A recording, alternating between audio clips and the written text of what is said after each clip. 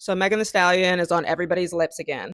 Glorilla is trying to take hits at her on Twitter, and I don't think Megan's even noticing. And I saw somebody ask, what is it about Megan that makes people so strange with her? They'll work with her one minute and then they'll act all weird the next. Nicki Minaj, Glorilla.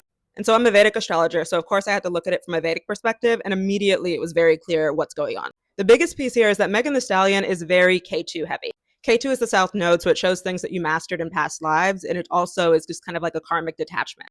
And Megan has a K2 on her ascendant, meaning that that's the energy that she just gives off. She's a little bit hard to fully know, and that makes her a projection magnet for people. And that's why Glorilla is like fighting her own demons in the mirror, but acting like she's fighting Megan.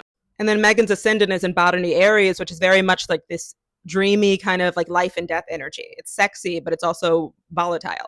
And so it draws people to her. They're really enticed by her, but then they also start to project because they don't really feel like they know her, and that stresses them out. They assume that she has some kind of ulterior motive. And that, along with her Maga moon, which is in Leo, that's a royal Naksatra. She gives off queen energy without even really trying. And because that's also ruled by K2, it almost does that like in that same kind of detached way.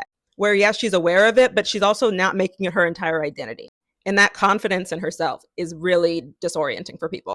But really, this was always kind of the way that it was going to be for Megan karmically, because she has her Saturn in Shatabisha, which is all about kind of the lone wolf. And that's directly opposed to her moon in Leo.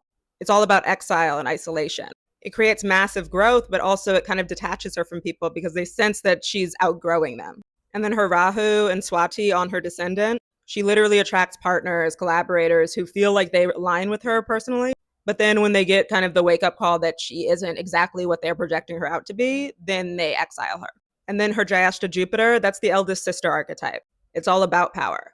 And this is her planet of abundance and expansion. So ultimately, people just feel threatened by her, and then they lash out. So why are people strange with Megan Thee Stallion? Because she inspires admiration and also envy. But anyway, follow for more.